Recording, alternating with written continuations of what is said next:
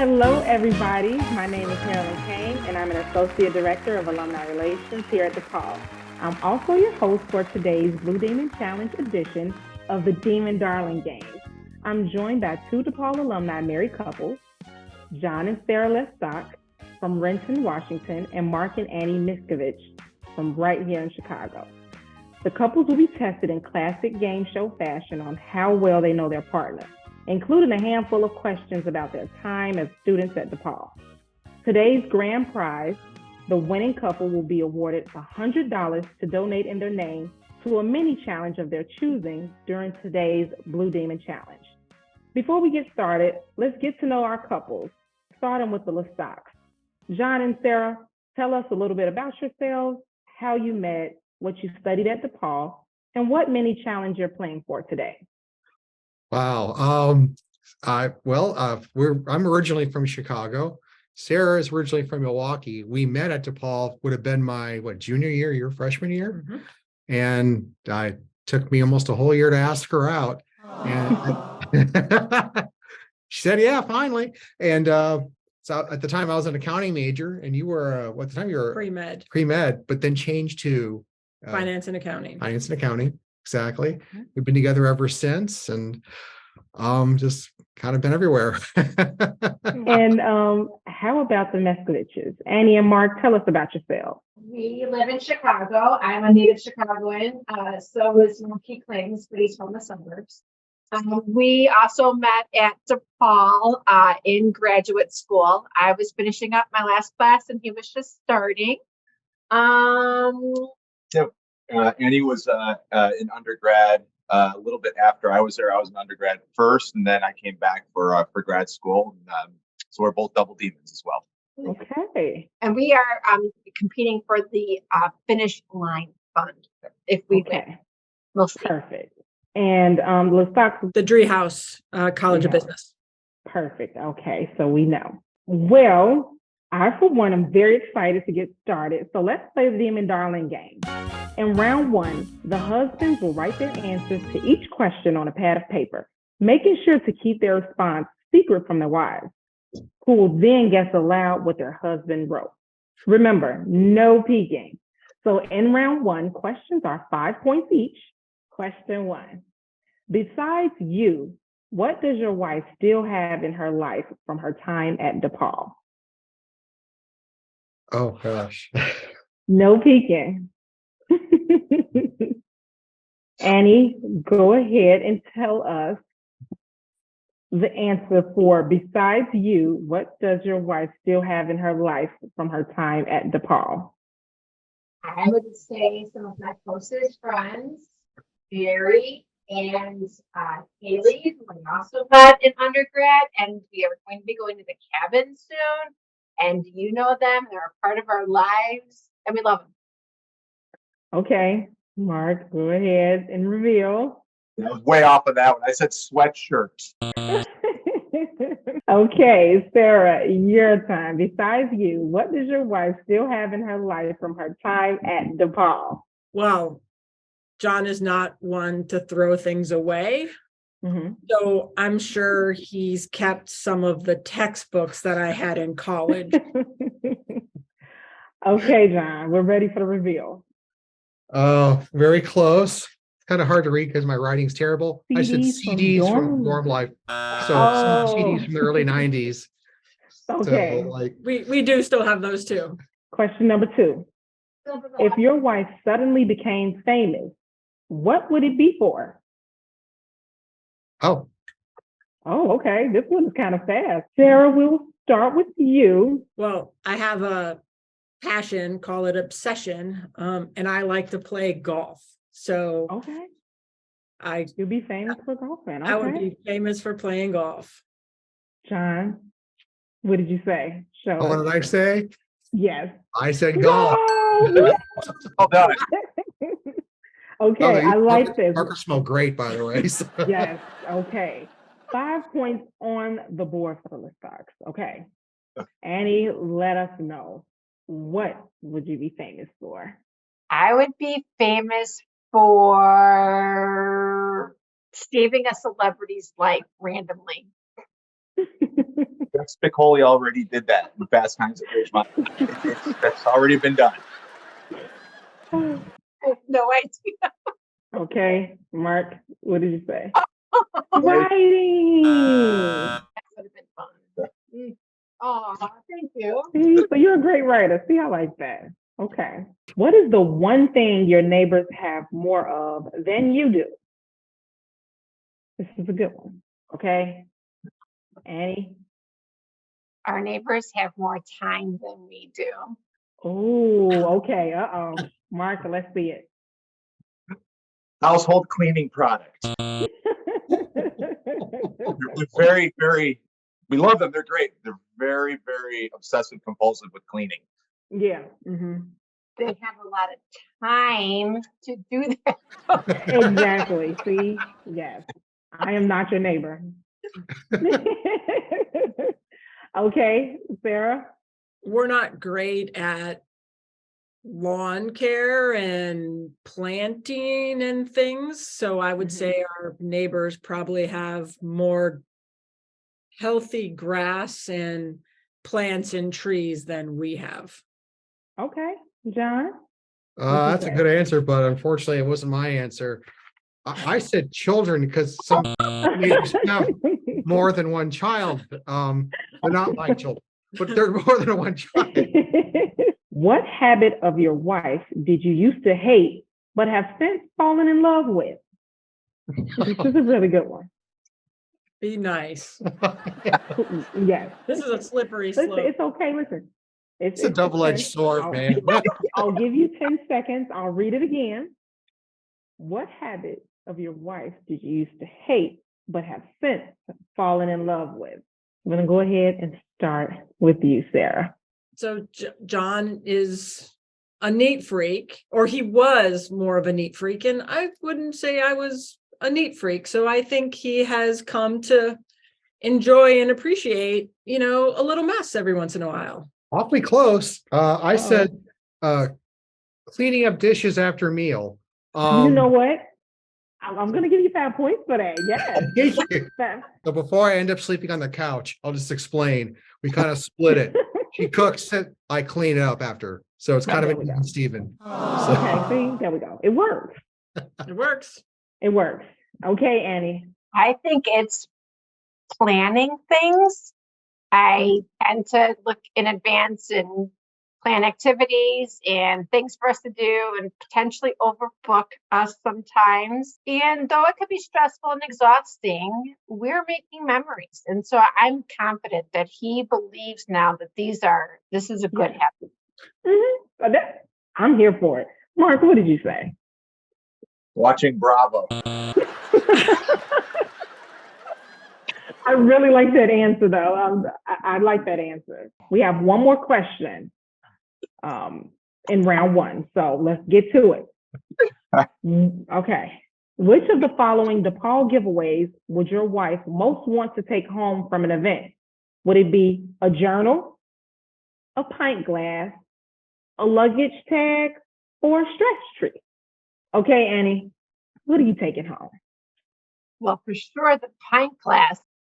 Pint glass, yay! 5 on the board for the messages. Okay, Sarah, what are you taking home? I'm also taking home a pint glass. Okay, come with it, John. What did you say? Oh, absolutely. Pint glass. Yay! Okay. Yes. So this concludes round one, and right now on the board, the Lestats are in the lead with 15. Cool. The Nestevicius have 5. But it's anybody's game. You know why? Because we're going to round 2. Okay. And round 2, each question is worth 10 points each. So we'll just go ahead and jump right into it. But this time, John and Mark, I want you to hand your pad and marker to your wives before we begin. Question number 1. Besides you, who will your husband say is his favorite person he met at DePaul?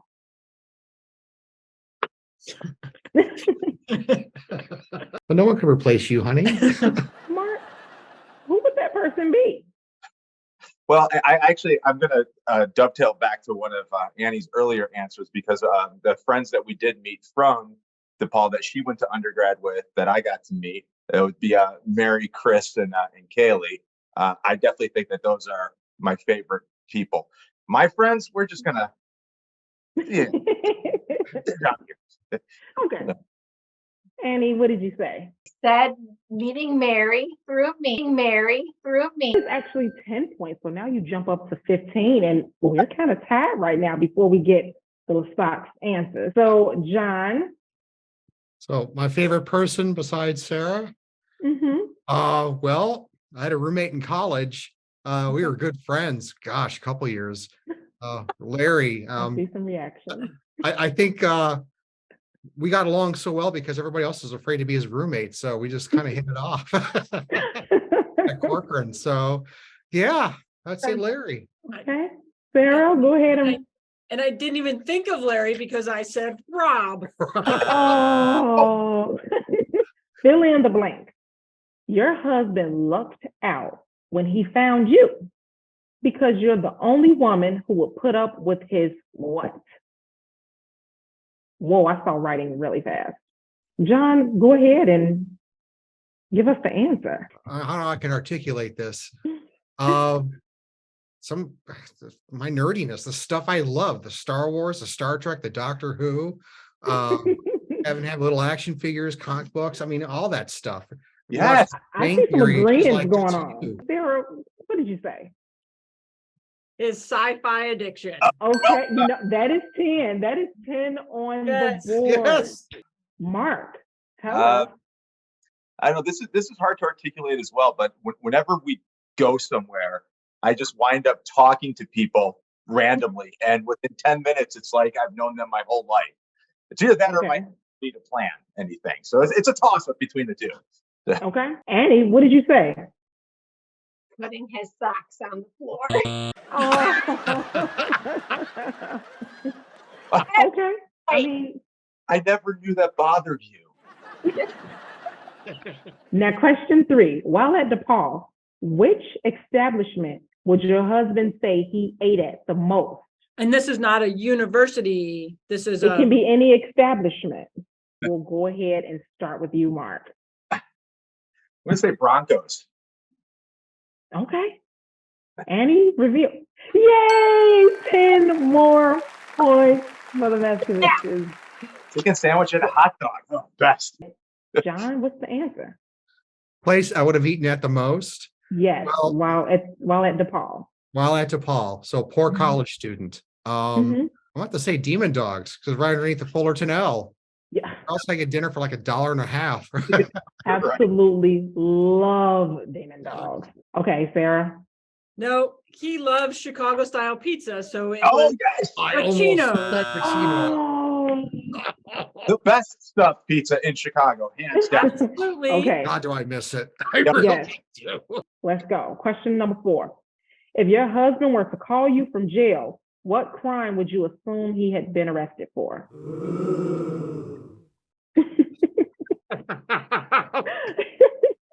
Wow. What dumb thing would I have done to get arrested? John, I'm going to start with you. Tell us, what would this be?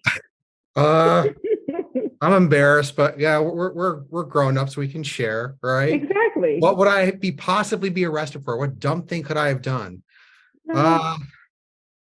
Is nudity considered public indecency? Probably because a friend dared me to do something and I got caught. So that'd be it. Probably it'd be the most uncomfortable call from jail ever.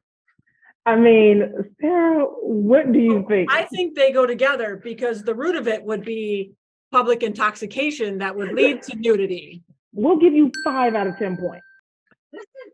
Something's better than nothing. So right now, the Listocks have 30.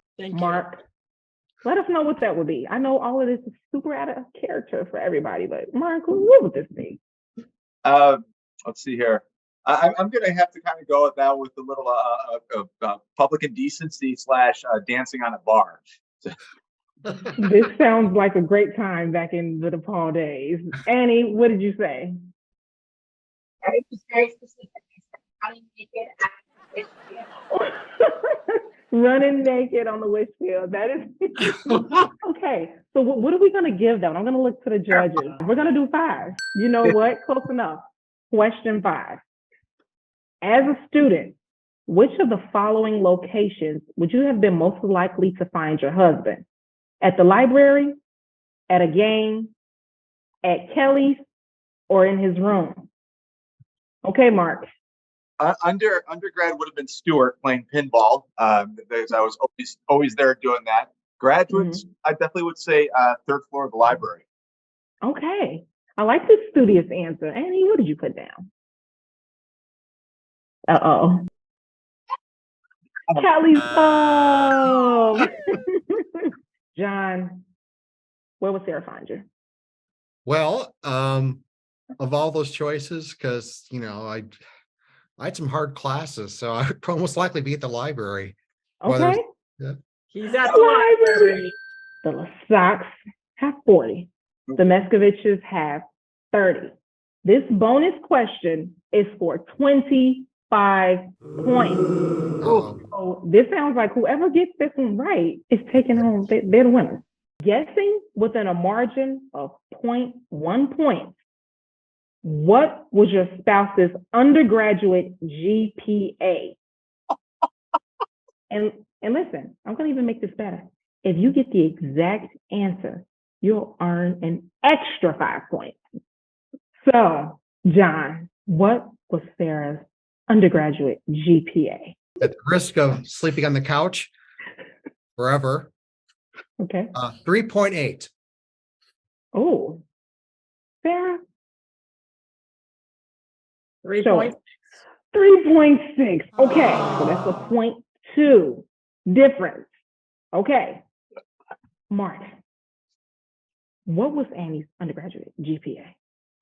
Okay. I'm going to say 3.92. Okay. 3.9. Annie? Tell us. You making that, but not 3.89. 3.89. So that 100 gifts in your name will be made to the Finish Line Fund mini challenge during today's Blue Demon Challenge. This is the biggest fundraising day of the year for DePaul, and every contribution matters as we work towards reaching our $7 million goal. So let's stop. Thank you so much for playing with us today. And for being such good sports, we'll be shipping a DePaul swag pack out to you as a token of our appreciation. I'm Carolyn With a pint Kane. glass? With a pint glass? So again, I'm Carolyn Kane, and this has been the Demon Darling Game. Have a wonderful day and go Blue Demons. Go Blue Demons. Yeah.